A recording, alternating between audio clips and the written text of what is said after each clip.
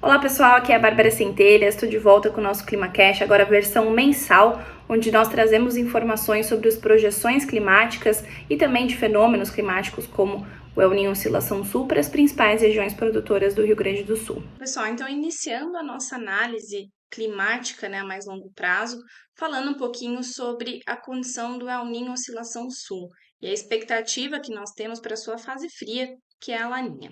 Então, olhando, a princípio, a condição atual desse fenômeno, nós estamos aí, como a gente pode ver aqui indicado pelo laser, na posição 3.4, que é a posição onde se mede esse fenômeno, com cenários tanto de anomalias mais positivas, ou seja, temperaturas acima da média, tanto quanto uma onda, né, que vem aqui mais próximo ao continente do Pacífico, ao sul do Pacífico, a caminho do Pacífico Equatorial, ondas aí de águas mais frias que indicam anomalias negativas. Lembrando que para a gente entrar na condição da laninha, nós precisamos ter anomalias negativas iguais a menos meio ou, né, inferiores em termos de valor, né, então menos 6, menos 0,8, e aí um período de 5 meses para que isso se configure como uma laninha.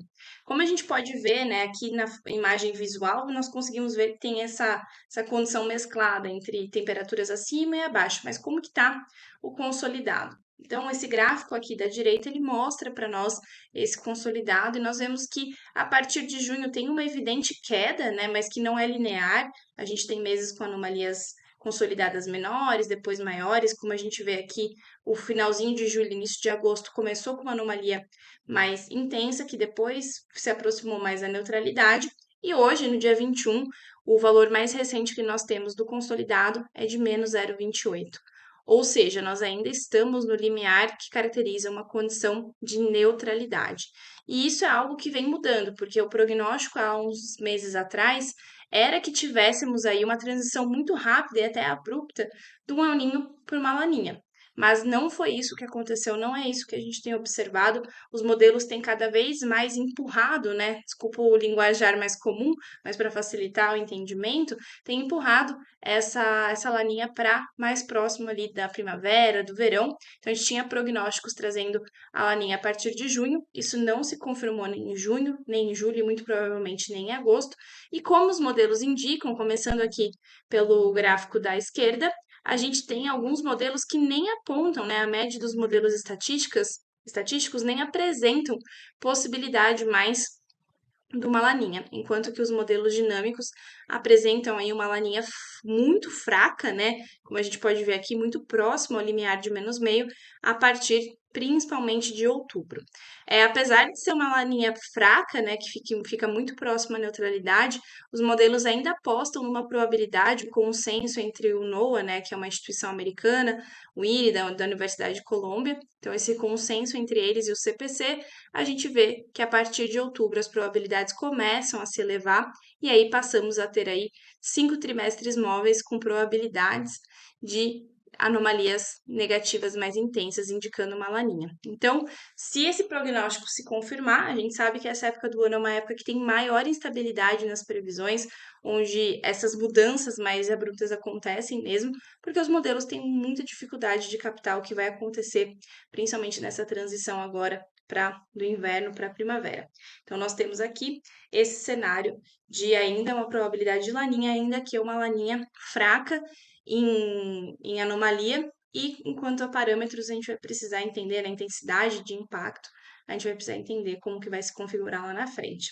Um outro ponto importante, principalmente para o estado do Rio Grande do Sul, a gente tem, claro, né, o padrão da laninha, que como isso impacta e traz menos chuvas em algumas épocas do ano para o estado do Rio Grande, mas um outro ponto muito importante, a curto prazo, que é interessante a gente monitorar, aqui é a oscilação antártica.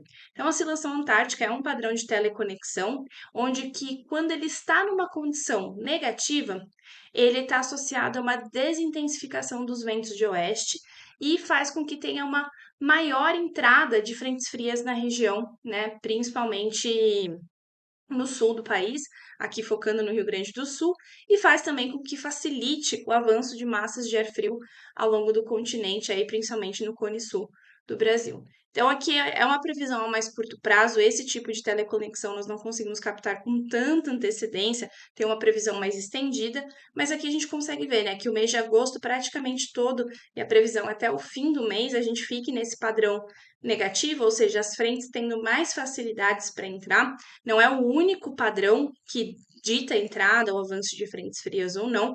A atmosfera é muito mais complexa que isso, mas a gente consegue ver, né, a atmosfera, os oceanos, toda essa relação, mas a gente consegue ver que isso facilitou a entrada dessas frentes, como a gente tem observado nesses últimos tempos. A expectativa, pelo menos aí para o finalzinho de agosto e os primeiros 3, 4 dias de setembro, é um cenário mais positivo, ou seja, uma estabilidade maior pode ser que aconteça no estado, né? Claro, podem entrar frentes, mas elas ficam menos favorecidas com esse cenário positivo. E agora vamos falar um pouquinho da projeção climática, olhando especificamente para chuva e temperatura. Começando aqui com o modelo nacional do Instituto Nacional de Meteorologia, onde ele sempre traz duas análises para nós fazermos aí a longo prazo.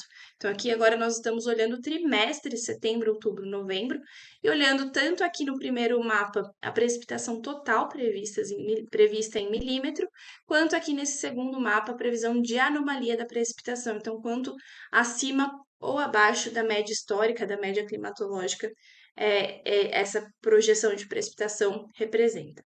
Então, a gente consegue ver aqui que para setembro, outubro, novembro, a gente tem um padrão, né, de aumento nos volumes acumulados conforme a gente avança para a região mais centro-norte do estado. Então, o extremo sul fica com valores aqui oscilando de 300 a 400 milímetros nesses 3 meses. E aí, conforme a gente olha a região mais central, noroeste, norte do estado, esse volume pode chegar aí a de 600 a 700 milímetros, que é um volume significativo e representa um volume maior do que é normal para essa época do ano, né? Então, essa época do ano de setembro, outubro, novembro, esses volumes, desde o extremo sul até o norte do estado, representam aí volumes acima da média. Então, a gente tem aí algumas regiões que oscilam de 10 a 50 milímetros e outras, como essa aqui indicada em azul mais intenso, que pode representar anomalias até 200 milímetros acima da média. É bastante água. Então, essa é a projeção de agora, agosto, para os trimestres setembro, outubro, novembro do INMET. O INMET também traz essa projeção para a temperatura média do ar. Então, a gente vê que a temperatura média do ar prevista aqui para o Rio Grande do Sul ainda é uma temperatura mais amena, né? Oscila aí entre 12 graus e meio nas regiões de maior altitude, de serra, mas uma região muito pequena para todo o estado. E a maioria das regiões ficam oscilando aqui entre 15 graus até 22 graus e meio, principalmente o noroeste do estado começa a apresentar temperaturas médias mais elevadas agora nesse trimestre. De qualquer forma, esse cenário de anomalia ainda é de anomalia positiva, como grande parte do país, né, a gente vê que não é uma condição específica do Rio Grande do Sul, inclusive as anomalias presentes no estado são baixas, oscilam principalmente entre 0,2 a 0,4, 0,6 graus Celsius acima da média, enquanto a gente tem regiões aqui na região mais ao norte do estado, centro-norte, onde essas anomalias podem chegar de até 2 graus Celsius. A gente sabe como isso impacta, né? A parte agrometeorológica, então como que essa alta temperatura impacta o desenvolvimento das culturas, principalmente as culturas de verão, que vão começar sendo instaladas, tá bem? Mas aqui eu também quis trazer um contraponto, que eu acho que é um exercício interessante. Como eu comentei no começo, essa época do ano é uma época de muita instabilidade nos modelos e fica mais comum nós vermos algumas divergências em relação às mesmas informações. Aqui é a fonte do IRI, né, o modelo do IRI da Universidade de Colômbia, que traz uma análise também trimestral, então setembro, outubro, novembro, mas aqui olhando em termos de probabilidade, tanto da chuva quanto da temperatura, de ficar acima ou abaixo da média. Na temperatura não tem segredo, a gente tem o Rio Grande do Sul também ficando com probabilidades elevadas, principalmente a região mais noroeste, com probabilidades maiores de ficar acima da média, como o restante do país, em bastante consenso com o que nós vimos no INMET, mas em contrapartida, quando nós falamos de chuva, o mapa de chuva indica para a gente um cenário oposto. Ele mostra que toda essa faixa aqui em amarelo que eu estou indicando com o pointer tem probabilidades, apesar de baixas, mas predominantemente de chuvas abaixo do normal, e essa região mais ao nordeste do estado tende a ficar mais dentro da normalidade. Então, é claro que dificulta a gente ter um prognóstico muito claro, mas é importante reconhecer que muitas vezes esses prognósticos a longo prazo têm uma assertividade mediana e que quando a gente fala de previsão e projeção, quanto mais distante, mais difícil entender todos os padrões climáticos e atmosféricos e oceânicos que ocorrem. Por isso que a gente tem que sempre fazer uso de diversas estratégias. Então, olhar a projeção é uma, mas também olhar a questão de previsão do tempo a curto prazo, como nós fazemos aqui no ClimaCast semanal, e também com as informações disponíveis no SmartCope. E conforme a gente vai tendo mais informações, mais insights, a gente vai compartilhando com vocês e torcendo aí para que o clima seja um clima muito favorável nesse novo ciclo aí de verão que vai começar. E bom, pessoal, era isso que eu tinha para apresentar para vocês. Agradeço a atenção, espero que essas informações tenham sido úteis. Sei que esses momentos de instabilidade a gente fica um pouco confuso, mas reforço aqui, continuem consumindo os conteúdos de previsão semanal e também o aplicativo SmartCope. Qualquer dúvida, estou à disposição. Até mais!